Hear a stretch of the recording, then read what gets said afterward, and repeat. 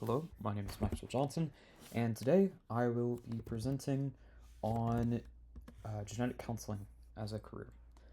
Um, what is genetic counseling? What do you do as a genetic counselor? Um, Genetic counseling, as described by the National Human Genome Research Institute, is guidance relating to genetic disorders that a specialized healthcare professional or genetic counselor provides to an individual or family. So basically, as a genetic counselor, you would help individuals and families to better understand genetic disorders, and you'd interpret tests designed to uh, basically determine if patients or families have a genetic disorder or are at threat for a genetic disorder. And then using that data, you can basically eliminate or diminish the threat of certain diseases. So it's really important and it's really interesting work.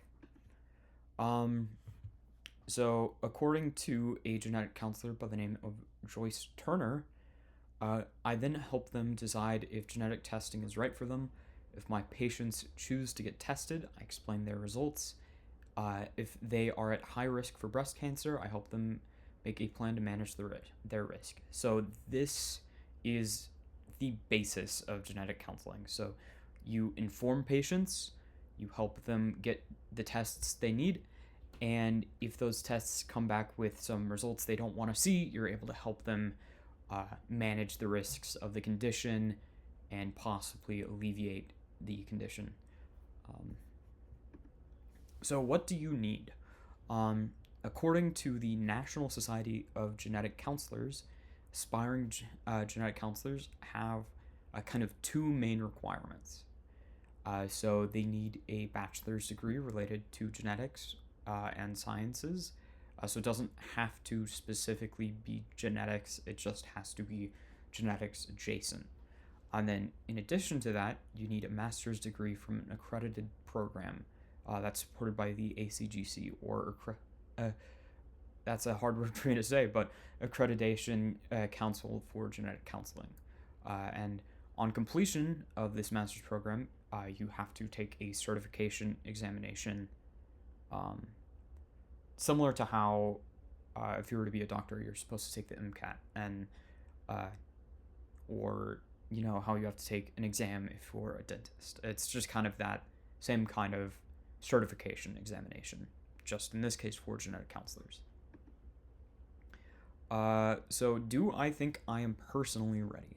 Um, Becoming a genetic counselor takes a lot of work over a lot of time.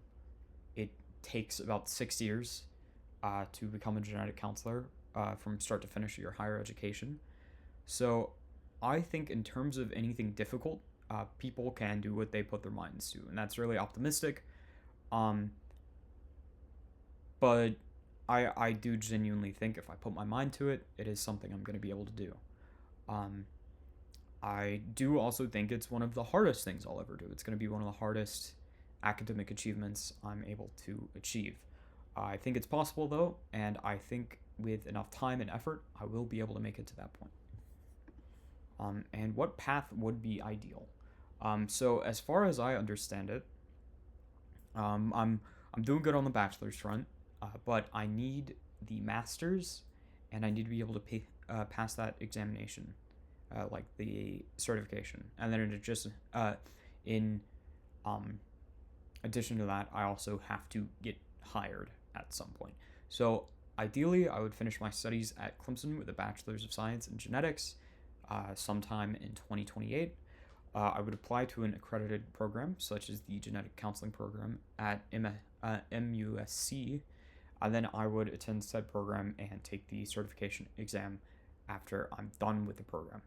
And basically, if I'm able to do that as soon as I'm out of Clemson and just attend MUSC, I would be able to begin work as soon as possible. Um, Regardless, that's still 6 years of higher education at the minimum, and uh, that is a lot of time before you're able to join the workforce. And yeah, here are my sources cited. So National Human Genome Research Institute, National Society of Genetic Counselors, and Center for Disease Control and Prevention, because they did that article on Joyce Turner.